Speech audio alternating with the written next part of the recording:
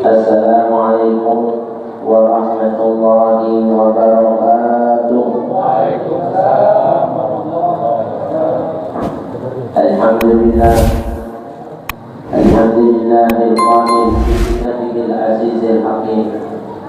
Ya ayyuhalladzina amanu kutiba 'alaikumus shiyam kama kutiba 'alal ladzina min qablikum la'allakum tattaqun. أشهد أن لا إله إلا الله وحده لا شريك له وأشهد أن سيدنا ونبينا محمدا عبده ورسوله لا نبي بعده اللهم صل وسلم وبارك وشرف وكرم ومجد وأكرم على سيدنا محمد مفتاح باب رحمة الله عدد ما في علم الله صلاة وسلاما دائما في الجواب الله وعلى آله وصحبه ومن والاه ومن تبعهم بهدى أما بعد. معاشر الحاضرين والحاضرات, معاشر المسlimin wal muslimat rahimakumullah, yang sama-sama kita hormati dan cintai, kita muliakan para tua kita, sesepuh kita, para alim ulama, para asatidz, para hujjah dalam tokoh masyarakat, wabil khusus orang tua kita, guru kita, imam salat tarawih kita, al-mukarram wal-muhtaram, al-ustaz Zainuddin Mata'ala Wabidil Hayatin, dan kita cintai, kita hormati muadzin kita, antara Ustaz Allah dan juga Bilal kita, dan ketua masjid yang baru dulu kita mungkin belum hadir, kita doakan apa-apa ini dan segenap jamaah yang hadir, hadirin hadirat, ma'asyiral muslimin wal muslimat rahimakumullah, yang kami mohon maaf tak sebutin satu persatu namanya tanpa mengurangi rasa hormat, ta'zim, akhlak, kecintaan buat hadirin hadirat. Mudah-mudahan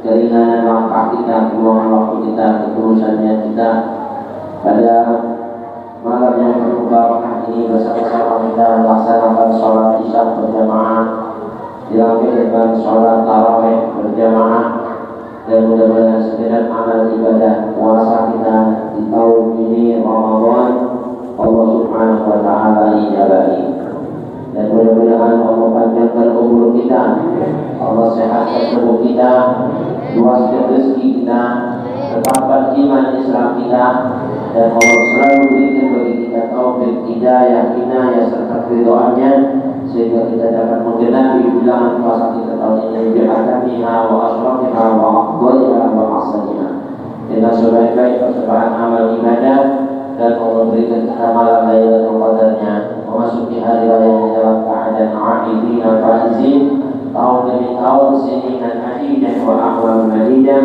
sampai Allah panjangkan umur kita dengan banyak amal dan keridhaannya, dan mudah-mudahan menutup usia kita semua dalam husnul khatimah bijani khairil bariyah wa salahil aqibah. Amin ya rabbal alamin.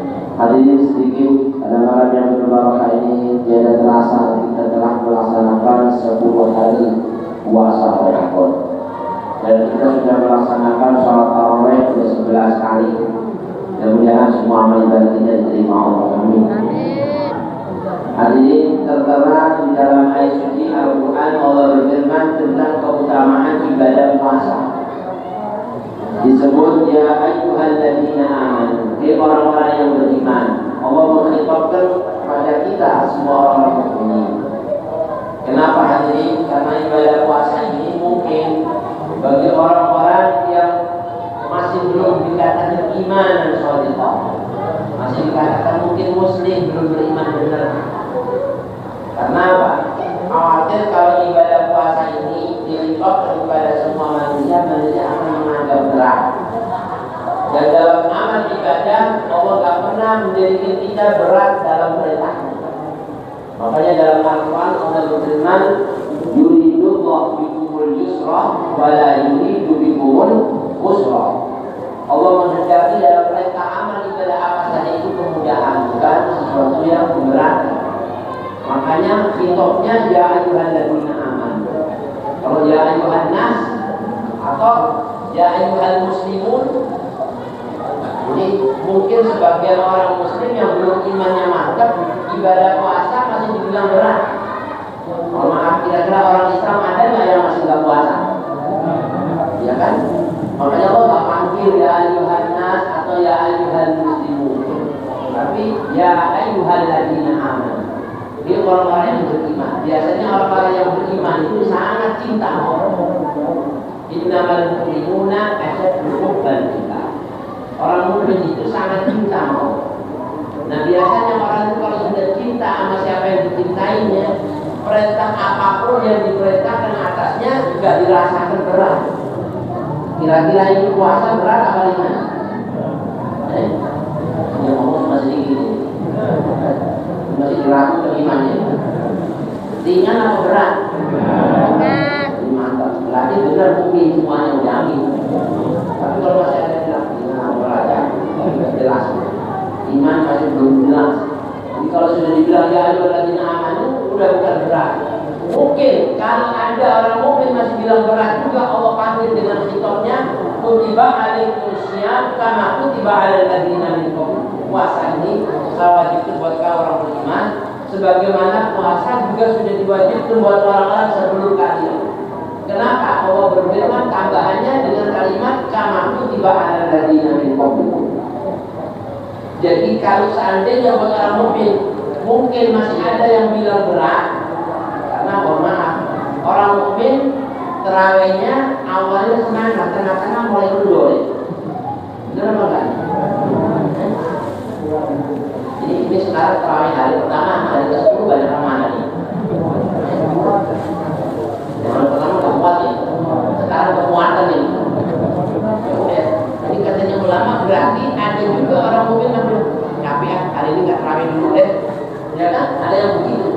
Berarti buat mereka yang mungkin masih dirasain berat, Allah hitungkan lagi dengan kata-kata sebenarnya nggak berat. Karena puasa itu juga diwajibkan buat orang-orang sebelum kamu. Artinya asyai'u syahula ila amma ta'amul. Imam Mahmudin Al-Wazi menjelaskan makna itu bilang mungkin kalau buat orang mungkin masih ada yang mau berat juga, Allah tambahkan dengan kata-kata sebenarnya puasa itu bukan dipikul buat kamu aja orang mukmin, tapi dipikul buat orang-orang sebelum kamu juga. Artinya banyak orang yang mau melaksanakan puasa itu. Nah segala macam sesuatu kalau dipikul banyak orang berat apa ringan? Ini terawih tadi berapa rakaat? Ya masih itu ya. Berarti 20 rakaat kalau kita lakukan sendiri sama bareng-bareng di mana-mana. Makanya dilakukan banyak orang. Dengan banyaknya orang yang berat jadi ringan. Dorong mobil yang gede, kalau sendirian mungkin nggak jalan. Tapi kalau 10 orang, 20 orang dipegang gini aja jalan. Ya kan? Karena apa tadi? Jamaah itu rahmah. Kumpulnya kita berjamaah banyaknya orang itu jadi rahmah. Yang berat jadi ringan. Makanya Allah perintahkan ibadah puasa ini nggak berat. Masih dibilang berat, ayo itu bareng, ringan lagi. Dan itu seperti itu Allah berfirman tadi, la'allakum tattaqun, supaya kita jadi orang takwa. Nah orang takwa ini puncak dari semua amal ibadah. Allah lihat kemuliaan manusia gantung dengan pangkat jabatan, gantung dengan ketampanan, kekayaan, bahkan keberuntungan dunia juga yang diukur Allah dengan ketakwaan. Inna akramakum indallahi atqakum. Nah kalau sudah dia masih dibilang berat juga gak pengen apa dapat bilang takwa. Itu maknanya hadirin, kalau orang-orang yang kurang semangat dikasih hadiah takwa, kok tambah gairah. Nah mudah-mudahan kita jadi orang takwa semuanya. Dan dari fadilah takwa ini hadirin bisa ngampunin dosa, mengangkat darajat, dan menjadi pewaris surga Allah. Allah berfirman dalam Al-Quran, wasari'u ila maghfiratin min rabbikum wa jannatin arduha as-samawati wal ardu uiddat lil muttaqin. Bergegaslah kalian, dulu lebih segera kalian meraih ampunan Tuhan kalian dan surga yang luasnya meliputi langit-langit dan bumi yang sudah disiapkan buat orang yang bertakwa.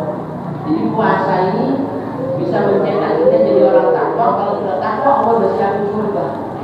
Dalam ayat lain Allah berfirman, tilkal jannatul lati nurithu min ibadina man kana taqiyya. Itu surga yang kami wariskan buat hamba-hamba kami man kana taqiyya, yang dia takwa. Jadi kalau kita ini takwa sudah ada nanti warisan kita masuk surga. Amin. Ini amin dari masih lemes semua enggak bukan ini. Itu jadi kalau orang takwa sudah ada jaminan yang aktif yang bisa mencapai surga. Dan ayat yang lain Allah berfirman, wa amma man khafa maqama rabbih wa nahaa an-nafsa 'anil hawa fa innal jannata hiyal ma'wa. Allah berfirman, ada orang yang takut akan kebesaran Tuhan, takwa takut sama Allah. Takwa takut sama Allah. Bukan takut sama bini tua, atau takut sama mertua, itu kan tidak ada asal. Ini katanya ulama, jadi takwa takut sama Allah dan semua larangan yang tidak berani kerja, perintah yang tidak berani ditinggal, itu namanya takwa. Imtisalul awamir wa ijtinabun nawahi. Dan dia bisa nahan nafsunya. Ibadah puasa paling erat hubungannya buat nahan nafsu. Nafsu perut sama nafsu kehormatan. Dari mulai fajar sampai terbenam matahari nggak boleh makan, urusan perut. Nggak boleh minum, urusan perut. Mulai fajar sampai terbenam matahari nggak boleh jima sama istri, nggak boleh, ya kan? Itu urusan kehormatan. Dua, nafsu yang berat ditekan manusia dua ini, nafsu perut, nafsu kehormatan. Ini jalan macet di sana-sana, urusan dua. Kalau nggak perut, ya udah kehormatan, keinginan nafsu. Nah katanya ulama, kalau dua-duanya bisa ditekan dan ditakut semua, cukup surga sebagai tempat tinggalnya. Dan puasa yang paling cepat buat mencetak kita jadi orang takut sama Allah. Kita sih jadi memakan untuk bisa puasa, tapi kita nggak berani karena kita takut sama Allah, ya kan? Berarti itu puasa yang benar-benar puasa. Kita punya istri halal jima, tapi di puasa Allah jadi haram. Waktu puasa haram. Istri yang halal dilatih Allah nggak boleh deketin karena mohon maaf jadinya haram ya. Bahkan ada kafaratnya, memerdekakan budak. Kalau nggak bisa dia harus puasa 2 bulan berturut-turut. Atau kalau bisa ngasih makan 60 bulan, luar biasa berat. Itu sama istri sendiri. Kata Imam Fakhruddin Ar-Razi, "Fa'idza sahula 'alaikum ittiqa'ullah bi tarkil maqrub wal mashrub wal makruh, kana ittiqa'ullah bi tarki sa'il asya ashal wa aqrab." Kalau sudah terlatih buat kita ada yang meninggal, yang dimakan, yang diminum, yang dinikahi, jadi nikahi istri, ya kan?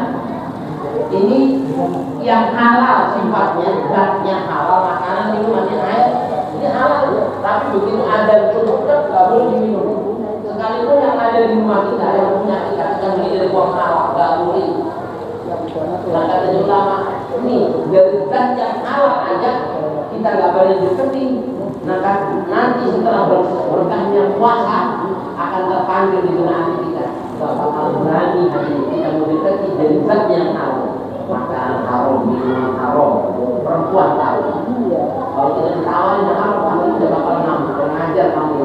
Mau nawarin saya sesuatu yang haram, saya makanan, minuman halal, nikmat, gabung, segala macam yang hati saya di Ramadan saya nggak berani deketin. Apalagi yang haram yang membuat saya dimurkai Allah, menjadi penyakit babi dan sebagainya. Ya kan? Begitu juga istri yang halal saya nggak berani deketin, apalagi perempuan yang haram saya mau berani deketin. Nah di situ hanya kalau sudah menjadi gampang terlatih buat kita latihan meninggalkan makan minum yang dinikahi dari sesuatu berkahnya Ramadan, maka nanti yang haram dari makanan minuman dan yang dinikahi dan selain dinikahi yang haram gak bakal berani itu. Dan di situ bisa mencetak nanti jadi orang takwa. Nah kalau dia sudah takwa, oh udah siapin surga. Nah ada dampak takwa dan surga. Kalau surga udah nggak usah dibayangin ya. Surga tadi doanya tadi dalam bilang wa min qawlil jinan mutajawwidin wa min ta'amil jannati akilin. Surga pun wa min sundukin wa istabrakin wa libatin mutalabbisin. Urusan surga semua. Nanti di surga kita duduk-duduk sama makanan-makanan kita, istri-istri kita, bidadari-bidadari kita makan lagi. Jadi istri kita ketemu lagi kalau yang soleha ya. Kemudian kita masuk surga semua. Kita ketemu lagi sama itu sama bidadari ngobrol bareng. Bidadarinya bukan satu. Nabi ceritakan paling miskin yang penghuni surga nanti dikasih bidadari 70.